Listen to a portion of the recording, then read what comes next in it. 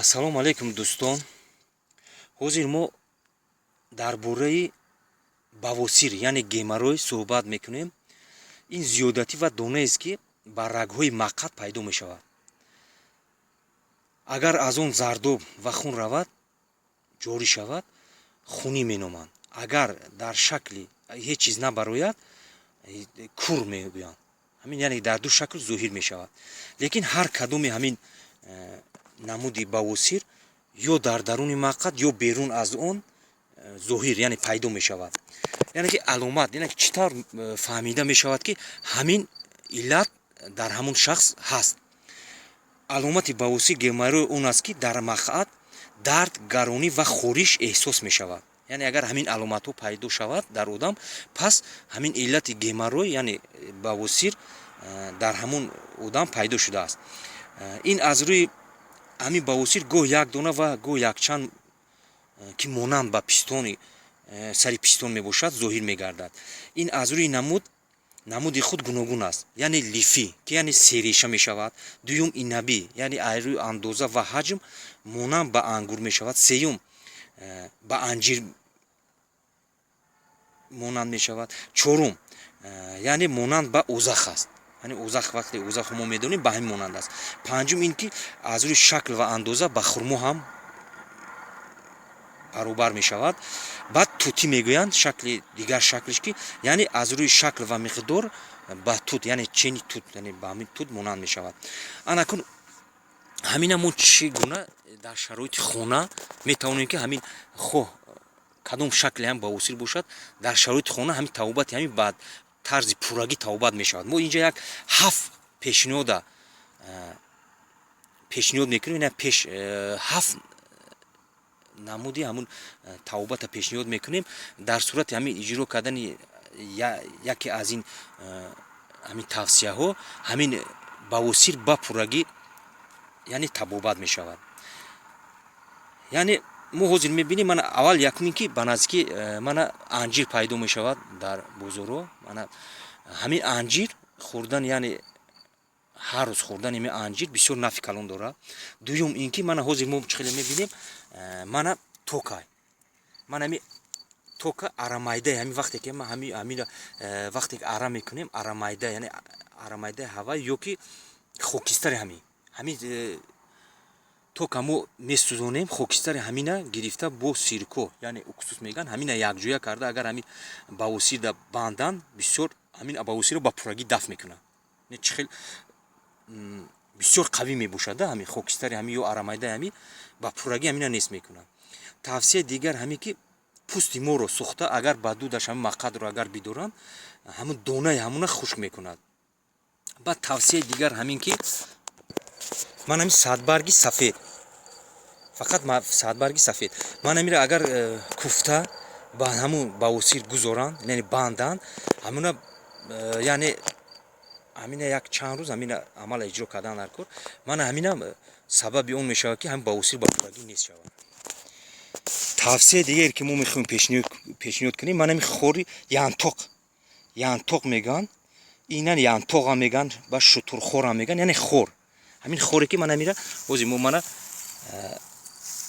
3 рӯз пешакӣ мо ҳамина айзамин кандем.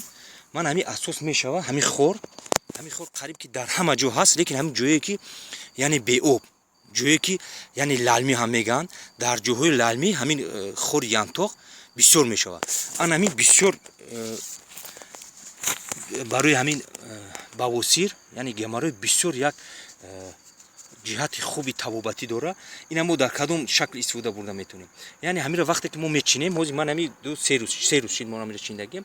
вақте ки мо ҳамин айзамин канда ҳамин вақте ки айзамин гирифтем кандем ина мо мекӯбем куфта ҳамин оби ҳамина вақте ки мекӯбем ҳамин об сероба ҳамин оби ҳамина гирифта вақте ки ҳамин ҳар рӯз дар ҳолати нӯшидан ҳамин бавосирда наф дорад.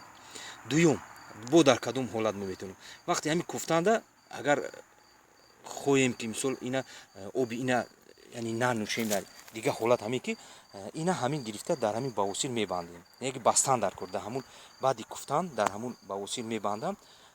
дуюм یعنی در دوم شکل. در سوم شکل همین که وقتی من همین خوری янтоқамо بعد کندن که ایستاد قاق میشود.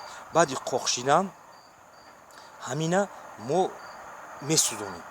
یعنی در حالت سوزوندن وقتی که سوختن دود در دودی همین اگر همین باوسی را وای کنن یعنی در همون دودی همین دوران بیدوران همون باوسی را با پورگی دفع میکنن. یعنی چگونه یک جهت توبتی داره برای باوسی خوری янтоқ. دیگر توصیه که ما میخوایم پیشنهاد کنیم یعنی ما باید چیکار کنیم؟ چی عمل باید با اجرای رسونیم که همین عموما در بدن ما همین علت یعنی این علت باوسیر پیدا نشود. من همین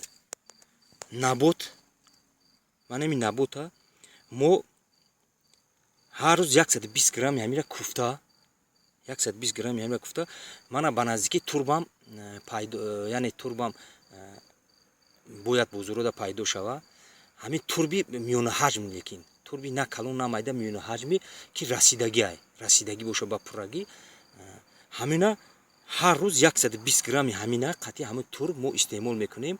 این در مدت 20 روز یعنی 3 هفته همینا ما استعمال میکنیم. همین دیگر عموما در بدن ما همین علت باوسیر پیدا نمیشود. این توصیه بود که برای عموما یعنی از بدن ما یعنی در بدن ما پیدا نشدنی همین علت گیمارو یعنی باوسیر. اکنون حوزی ما چخیلی که بالا دا گفتیم یک پیشنهاد دیگه میکنیم برای اون که یعنی همون نمودی باوسیر یعنی همون گیمارویی که از خون میرود نه خون جوری میشود. ما چی باید کنیم که همین یعنی برای نس شدن همین خونی باوسیر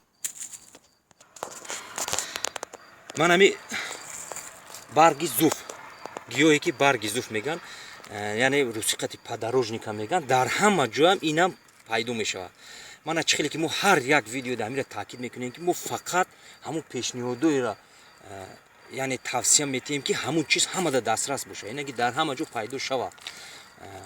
من همین برگ زوفا اگر هر روز همین بعد کوفتن 100 گرم آبی همینا 100 گرم آبی همین برگ زوفا با من همین اصل قد یک جویا اگر همین همون نفری که باوسیری که یعنی از اون خون میرود اگر همین هر روز همین 100 گرم همین آبی برگ زوفا با همین اصل یک جویا کرده اگر استعمال کنه همون خون همون باوسیر با پورگی نصف میشود. بعد اویسته همون باوسیر شفا میواد.